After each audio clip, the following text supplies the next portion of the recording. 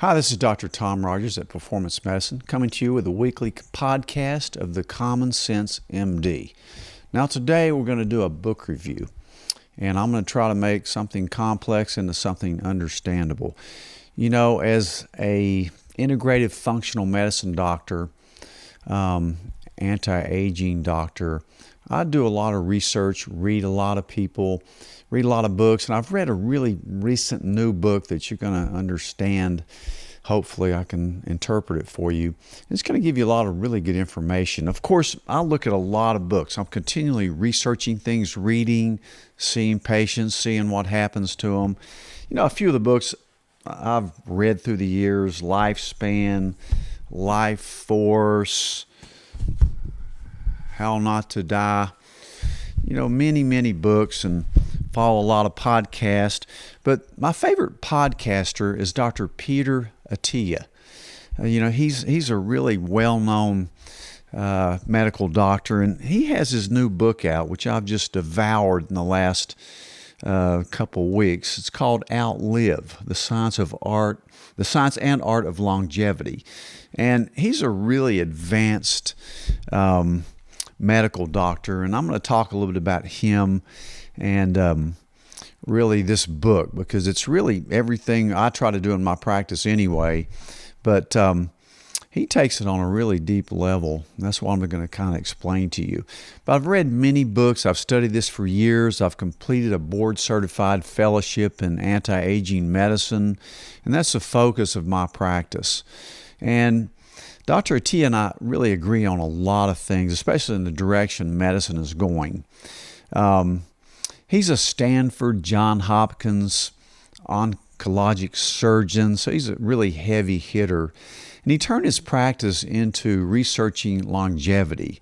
That's his main goal, is to figure out how to increase that health span that we all live. And he's an absolute fitness nut as well. So I've done this for many years. And this book, which I devoured, is really complex. He's a deep diver. Really, to understand this book, I'm going to try to make it kind of simplified, because most people really would lose interest when they read. For one, it doesn't have any pictures in it. And his podcasts are kind of the same way. If you go to his podcast, I mean, they're a famous podcast, but you know, they're usually about 2.5 hours long. And you know, if you don't come out of the end of that being dizzy and confused, you know, I'll buy you a steak dinner. But anyways, a real smart guy. And he, for example, when he analyzes different studies, which he does all the time, about epidemiology, he uses something called Mendelian randomization, which is complex and would take me hours to really explain it. But his book is really gold and full of what I call health wisdom. So I'm going to kind of run through the highlights of his book and try to explain it to you. But if you want to read it or listen to his podcast, you should do it. But be prepared to take a deep dive and take notes and try to think about it a lot. But he talks about the way he practices his medicine 3.0, which is kind of the way I practice, which brings it up a level. And it's really focused on prevention. You know, looking ahead 10, 20 years, it's what's going to happen to you. And he talks a lot about chronic disease. And he terms it the Four Horsemen. And those are the 4 disease processes that are going to kill most of us, the Four Horsemen. And what they are is cardiovascular and cerebrovascular disease, cancer, type 2 diabetes and its related metabolic dysfunction, and the last one, neurodegenerative diseases like Alzheimer's and Parkinson's. You know, that's the one he really takes a deep dive on, and one I focus a lot on because it's probably the worst one in my opinion. But it's funny because he's an absolute fitness nut, and he emphasizes exercise over anything. It's funny because just last night I was watching this program on Disney that my brother wanted me to watch, and it's this actor called Chris Hemsworth, who's an Australian guy in a lot of action films. And if you look at Disney, he has a series on longevity, how we can live longer. And he's an absolute fitness nut too. So in this episode, he goes to the Arctic, and he's going to swim in the cold waters of the Arctic. And then he's out there sweating in these dry saunas. I mean, he just absolutely takes it to the limit. But he does a lot of research and talks to a lot of doctors that know a lot about longevity. So I'm watching that thing last night. It's really good watching him swim in the Arctic, and then getting in a 192 degree hot box and doing all this stuff. But anyway, so I'm looking at it, and Dr. Attia is right beside him. So he's definitely a heavy hitter. So he's on this series as well. So I thought that was kind of neat. But anyway, so the Four Horsemen, as far as fitness, he's big on, fitness as prevention. And I think he's right. I always focus on nutrition, but fitness probably is number one as far as how well you're going to live. You have to move. In fact, his goal is for all of us, and it's his personal goal, is to all train like we're going to run a marathon at age 100. So that's really interesting. He also says that you better be fit by the time you reach age 75. Otherwise, if you're not, it's like falling off a cliff when you reach 75. So I'm 7 years from that. So I hope I am fit. I think I will be. But as far as the exercise thing, he focuses a lot on strength training as well as endurance training. Both are equally important. Hip hinges, step-ups, grip strength, which is probably the best overall measure of how fit you are, is your grip strength. And he also does a lot of work with VO2 max. That's an endurance type measurement. But it's just neat to read about his fitness regimen. And so we all need to, of course, take that into consideration when we're talking about our health span. He thinks your diet's probably the next most important thing, and I agree that it's so important what you put in your mouth. And he likes eating less calories. The only thing that's been definitely proven to prolong life is calorie restriction, for sure, and lowered refined carbs and fasting. In fact, he takes a medicine called rapamycin, which if you go back to some of my podcasts, I talk a lot about rapamycin, which is a drug that mimics fasting. It has a lot to do with something called mTOR inhibition. And go to my podcast on rapamycin and mTOR. Really fascinating.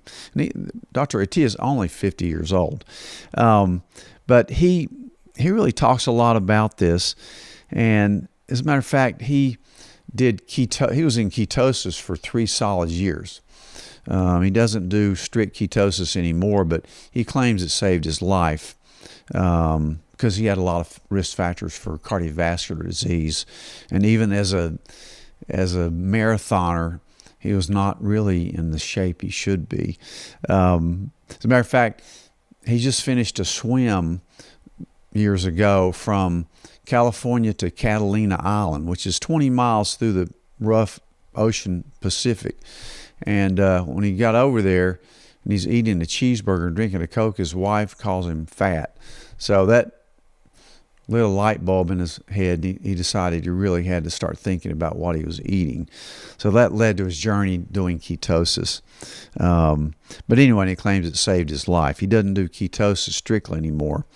But anyway, as far as cardiovascular diseases, he focuses really on 2 numbers, which are, of course, on my Cleveland Heart panel.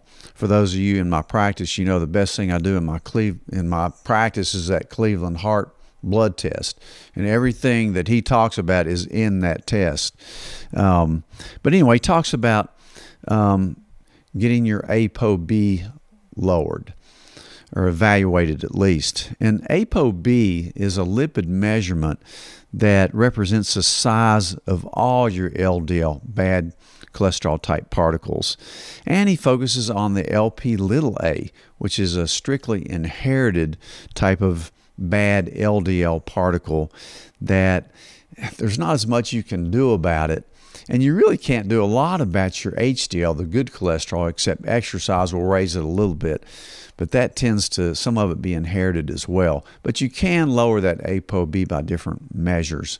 And he's also, like me, is a big fan of getting a CT calcium scoring, which is a CAT scan of your heart, your coronary arteries, to see how much calcium is in and around your coronary arteries. It's a good predictor of coronary artery occlusion. And he's big on CT angiograms, which carries that a step further if there's questions about it. But I order almost everybody a CT calcium scoring when they come into my clinic. So it's a good way to kind of start the Cleveland and the CT calcium to assess a lot of things, not just your heart, but a lot of things, nutritional factors, genetic factors for dementia and that type of thing, which we'll talk about. But so Nutrition 3.0, that's what he calls it. Medicine is so far behind in the way most doctors practice. Most doctors would not have a clue what he's talking about in this book because most of them practiced from about 20 or 30 years ago. They just don't have the time or knowledge to dive into this and to really bring you to a level where, you don't want to treat these things, you want to prevent these things. That's our goal. So I talked about Nutrition 3.0. He is kind of a keto guy, although he doesn't practice it strictly. He found out that it's pretty hard. And I found that out in my practice. Very few people can stay in ketosis. But it's a great thing, and it's a good thing, especially if you have certain conditions. And it may be a good way to kind of get to a level to where you can then start eating some things, some carbs that are good carbs. But anyway, he did say it saved his life. And one focus he has is on getting enough protein. That's something I probably don't talk about enough, is getting enough protein in your diet. Very important. And good fats, along with the vitamins and minerals you need. He's big on that. He's not a fan of any one particular diet. And the studies can be misleading on diets because everybody's metabolism is different. It's very hard to do a study when you got these individual metabolisms. And to get a controlled study, you'd have to lock people up and feed them. And that's very difficult to do. But everything he focuses on is preventing diabetes as far as your nutrition. And I agree with that. Raising 2 diabetic kids, I know a lot about that, and treating thousands of diabetics over 38 years. But he loves, like me, he loves continuous glucose monitors, just to follow and see what different foods do to your glucose levels in your bloodstream. Very, very important and very, very easy. And looking at a deep dive on those lipid numbers, especially your insulin resistance numbers, and your fatty acid analysis like EPA, DHA, linoleic acid, which we check on the Cleveland, which is an inflammatory omega-6. You want those 3s high, the 6s low. A lot of it really boils down with nutrition to energy balance. So calorie restriction, dietary restriction, like a low-carb diet, or time-restricted diets, they all are very important. They're all tools you can use to get where you need to go. He talks a little bit about alcohol, and he thinks there's really no place for it as far as your health goes. He drinks a little bit, but he realizes there's no good that's going to come out of it. And he's big on sleep. He talks a lot about sleep, which is very important. But the last of the Four Horsemen that he talks about and focuses on a lot in this book is something that's really dear to my heart since my grandmother and mother died of Alzheimer's disease. So he talks a lot about the neurodegenerative diseases, which are so prevalent. The longer we live, the more chance we have of getting these. Certainly, Alzheimer's and Parkinson's are the two you think about mostly, but there's other ones as well, like Lewy body dementia, ALS, and some of the others that are a little bit more not as common. But, can these things be prevented? The answer is yes if you start early. 6 million people in the United States have Alzheimer's. 1 million have Parkinson's, probably many more than that. As a matter of fact, Parkinson's is the fastest growing neurologic disease in our country. I see it all the time. And can you prevent it? Because there's no cure for any of these. The treatments are not good. So if you can prevent it, that's why it's always important. It's important to look at that ApoE gene. He talks a lot about the ApoE gene, something we check for on the Cleveland panel, which is a risk factor for not only heart disease, but also dementia, and probably Parkinson's as well as Alzheimer's. So it's a risk marker, and you really want to know if you have this. Of course, women have Alzheimer's way more than twice as likely as men. Men are twice as likely to get Parkinson's and Lewy body dementia, but with Parkinson's, if a woman gets it, it progresses much faster. So he says one major factor in preventing these neurodegenerative diseases is bioidentical hormones, specifically estradiol. And, in our clinic, that's what we do 90% of the time is evaluate and replace your hormones safely. So he's big on bioidentical hormone replacement. Talks a lot about the fallacies of the WHI study many years ago that turned a lot of doctors and patients off of hormone replacement, falsely accusing them of causing breast cancer, which they don't. As a matter of fact, he calls it the biggest crime of the last century as far as women's health goes. So it's really interesting, his take on these things. He thinks that the theory about amyloid plaque with Alzheimer's is wrong. I mean, there's no doubt it's there with Alzheimer's disease, but that's why these drugs for Alzheimer's just don't work, because they're focused on reducing amyloid plaque. He, along with Dr. Bredesen, the guy that wrote The End of Alzheimer's, who's probably the guru of dementia, think that amyloid plaque is the result of the Alzheimer's process, not the cause of it. So we've been going after the drugs that reduce amyloid plaque, and they don't work. So we want to have preventive measures that prevent it from forming in the first place. As a matter of fact, it may be a protective mechanism fighting off the Alzheimer's plaques. And you think about the protein tau that women have more than men, and that's a really destructive protein that's very inflammatory. Having Alzheimer's or any of these diseases is like having a lot of oxidative stress and inflammation in your brain. So the causes of a lot of these things is reduced blood flow. Same thing that causes heart disease, reduce blood flow. Think about vascular disease.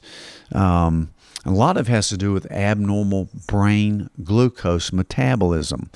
Alzheimer's has been called type 3 diabetes for a reason.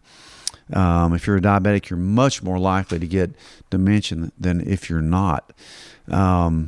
So think inflammation, oxidative stress, mitochondrial dysfunction that we talk about so much here. So what do? Diet? Yes. Exercise? Yes. Supplements? Yes, especially the omega-3s. Sleep quality?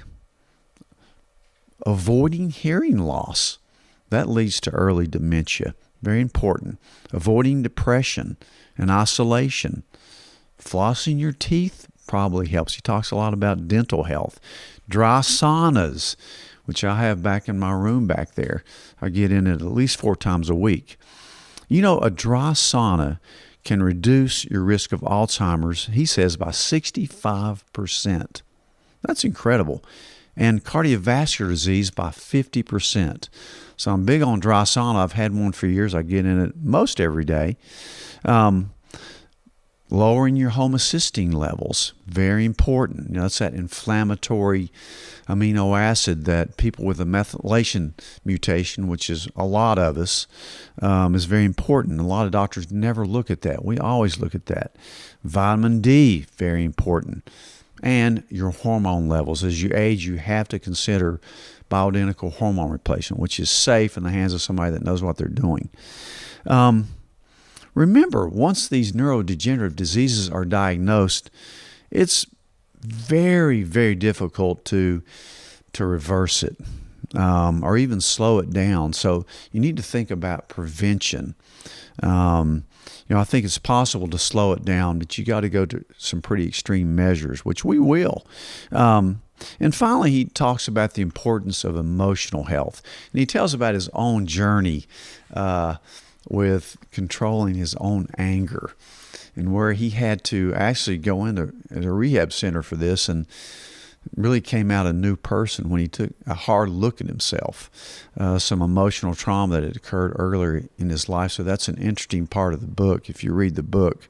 These